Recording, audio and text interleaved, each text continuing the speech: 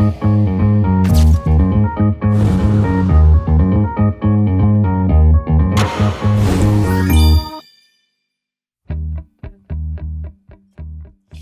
faith that does justice means living out spiritual beliefs through active, tangible love for one's neighbor. What does this charism mean to you?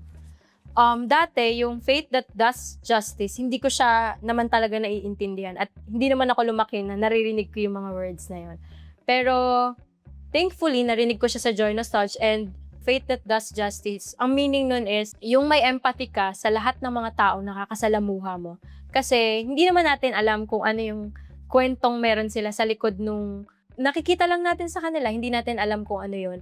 Pero dahil may empathy ka, may compassion ka, may respect ka dun sa taong kaharap mo, kahit paano may taong mabuti na tinitreat sila ng tama, ng maayos, ng hindi nila kailangan magkunwari or matakot. And one of the example ng Faith That Does Justice is yung Joy to the World program natin. Salamat din sa Joy Nostalgia kasi 'di ba, kahit paano meron tayong program, kahit man lang ilang oras, may mga tao handang magbigay ng kaunting tulong. Lalong-lalo na yung mga taong nandun sa institusyon na yun, na hindi naman sila binabayaran, hindi naman nila kadugo, pero nagbibigay sila ng love, ng empathy, ng compassion, ng respeto na katulad ng pagrespeto at pagmamahal na binibigay sa atin ng Diyos araw-araw.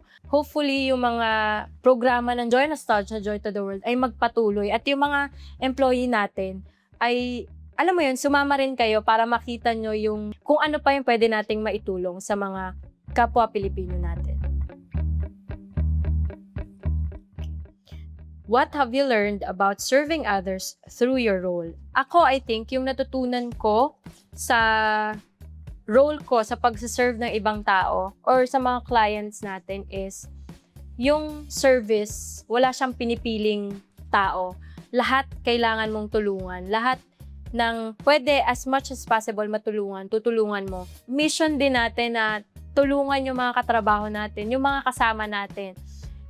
Isa siguro sa example na nalilive out ko yung role ko serving other people is pag nagpupunta kami sa community natin, sa Pasinaya, pag nagsushoot kami ng Pasinaya ng Dangal, tuwing kakausapin mo na sila, maiintindihan mo lalo yung kwento nila na mahirap magkaroon ng sariling bahay. Pero dahil matapang sila, lahat sila, ang pangarap nila para sa pamilya nila, inspirasyon sila sa akin para ayusin din yung trabaho ko para mag-service with integrity, with compassion and respect sa ginagawa ko at sa ginagawa ng mga tao sa paligid ko.